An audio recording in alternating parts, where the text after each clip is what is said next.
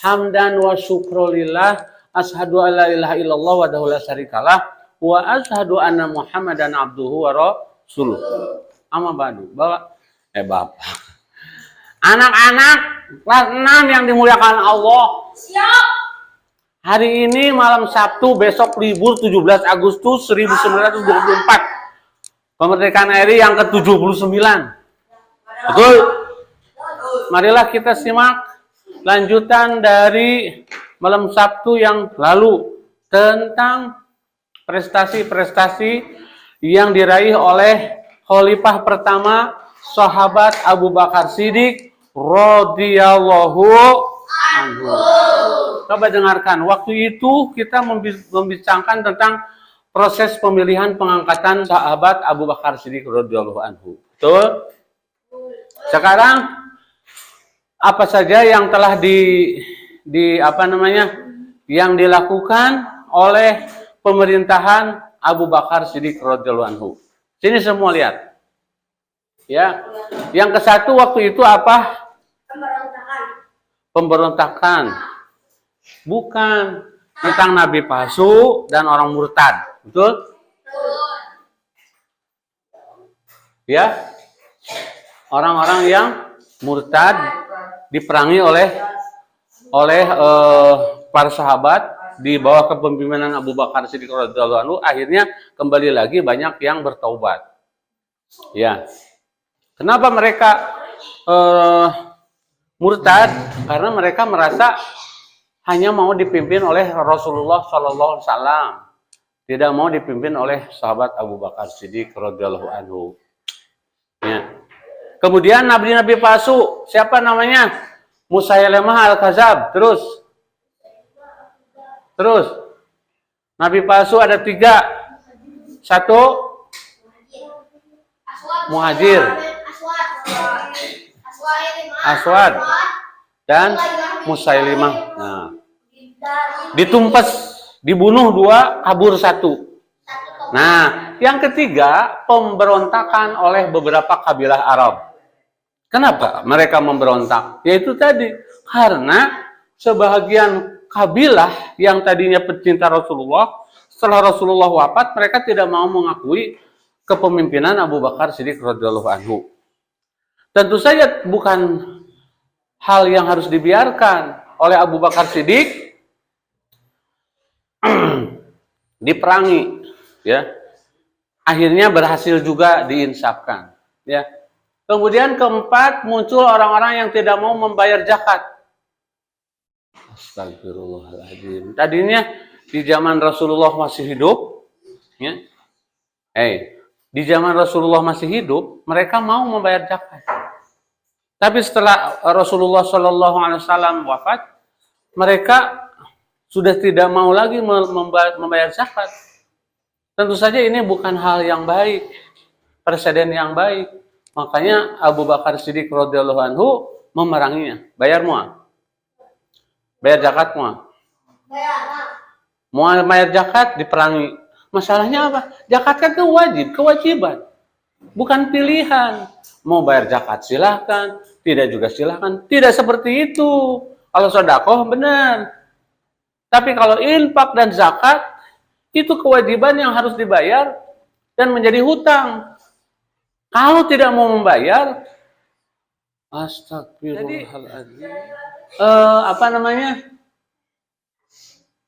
Akhirnya mau membayar zakat lagi. Kamu tahu nggak? Rasulullah memang sudah wafat. Tapi saya khalifah yang dipercaya oleh umat memimpin kalian.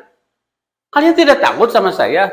Mentang-mentang saya orang pendiam, mentang-mentang saya baik, tidak pernah marah-marah seperti sahabat Abu Bakar Siddiq yang gemes, yang galak itu. Saya juga bisa marah dong. Saya kan pimpinan di sini. Akhirnya mau bayar zakat lagi. Mereka, ya, hebatnya sahabat Abu Bakar Siddiq, meskipun tidak galak, tidak ngeri-ngeri sedap, tapi beliau bisa mengatasi persoalan di tanah Arab waktu itu.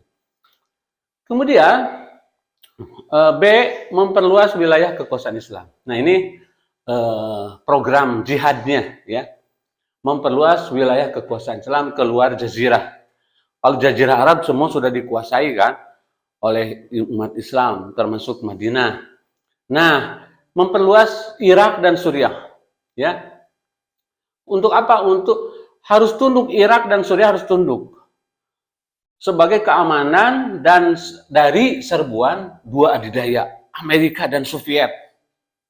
Kalau sekarang, kalau dulu belum ada Amerika dan Soviet, yaitu ada juga yang disebut Persia dan Bizantium. Persia itu negara adidaya, waktu itu udah modern. Tapi sama modern baheula dibanding yang Indonesia ayeuna jauhnya. Maya mobil baheula mah onta we kitu baheula ge. Maya mobil, motor ge belum ada, sepeda ge belum ada. Tapi udah termasuk canggih dalam persenjataan segala macam. Ya.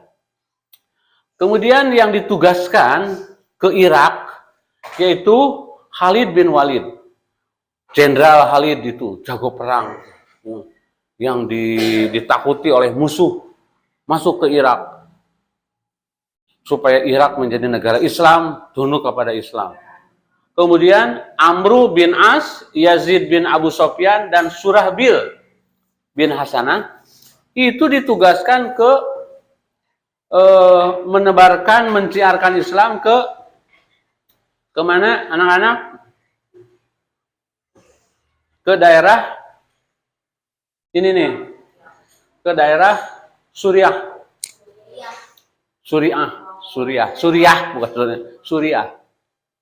Akhirnya baik Irak maupun Suriah ya berhasil ditundukkan oleh pasukan Islam yang dipimpin oleh Abu Bakar.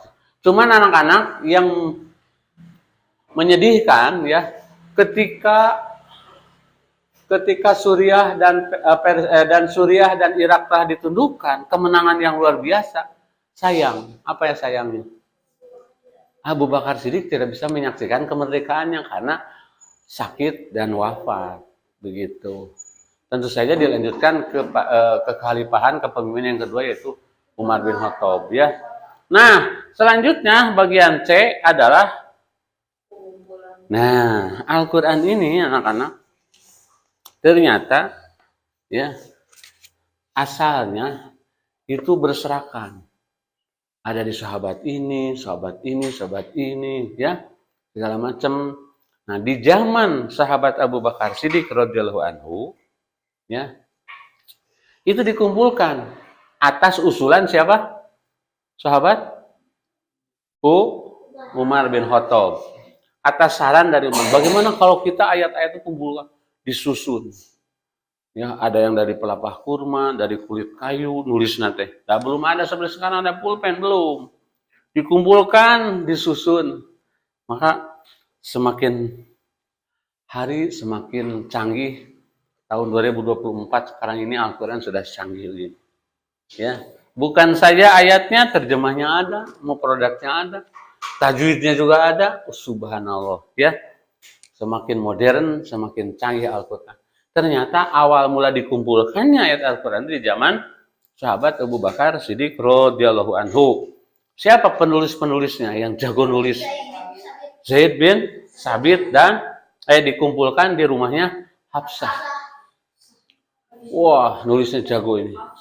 Jadi sebut mukhatabnya, pencatatnya. Ya. Ya, sampai di sini dulu ya, nanti dilanjutkan lagi Sabtu depan tentang prestasi-prestasi yang diraih oleh sahabat Abu Bakar Siddiq. Abu Bakar Siddiq sebagai Khalifah Ar-Rasyidin. Ya. Demikian anak-anak, kita akhiri dengan doa. Subhanakallahumma wa bihamdika asyhadu alla ilaha illa anta astaghfiruka wa atubu ilaik.